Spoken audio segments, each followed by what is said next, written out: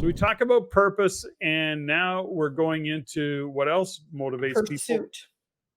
What's that? Pursuit. Yeah.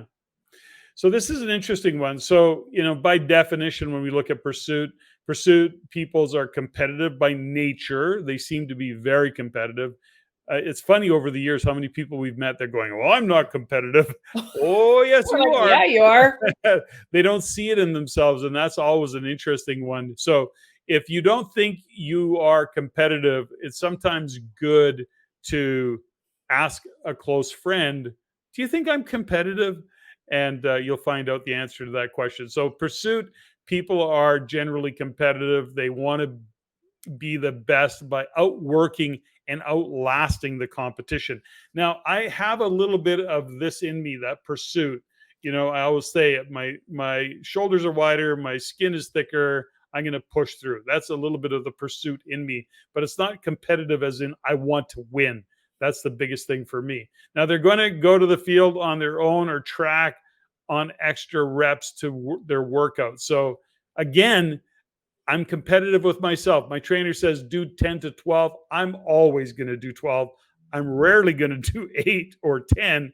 And so that's part of me. And the fulfillment comes from knowing that their discipline and hard work help them achieve their goals. And I have to say, for me, that's a big part of what I do, but it's not in a competitive way with others. What about you? I think in my world in the last 12 years with working with Olympic athletes is what generally drives athletes is pursuit. They want to become an Olympian. They want to commit. They want to win. They want to not just, I've been able to reframe it. It's not like beating other people. It's about being their best selves. It comes from knowing that what they've done is going to pay off, and knowing that who they've had to become to achieve that's the pursuit in itself. So when you have specific goals and that you're working on them on their own timeline, see, that's the thing, is that with Olympics, for example, we're working back from a quadrennial. Every 4 years, there's something that's happening, but we have a 4-year window.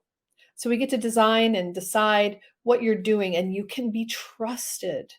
You can be trusted to do the work. The people that are driven by pursuit really honor independence. They honor the ability that they're going to do it. They don't need to be motivated from outside. They don't need to be whipped, or they don't need to be told they're, that they suck or they're not moving in, at the right pace. They know people that are pursuit driven know that there's an Olympic Games every 4 years, and they're working backwards from that. So where people can get stuck in the pursuit is when they hit an obstacle and they don't think they can surpass it on their own. So they bump up against whatever ceiling of limitation that is. And maybe they don't necessarily feel comfortable reaching out to anybody. That is a sign of weakness. So there is that's the self-awareness part of it. We're not talking about that today, but there is a self-awareness where in the pursuit, they bump up against the obstacle, it shuts them down. But because they have I guess they're not driven by the people part of it, they don't want to share that I'm stuck or that they're stuck. Yeah, that's true. And so then they kind of shut down because of that. So they can also get stuck when it's mandated that they rely on others to follow that program Not to achieve cool. those goals, and especially if the goal wasn't set by them for themselves, that will shut those in pursuit down. So these are qualities. So if you're listening to this still and you're wondering where do you fit in this, we've looked at it and we've gone, okay, we've talked about Am I motivated by people? Am I motivated by purpose? Am I motivated by the pursuit of things?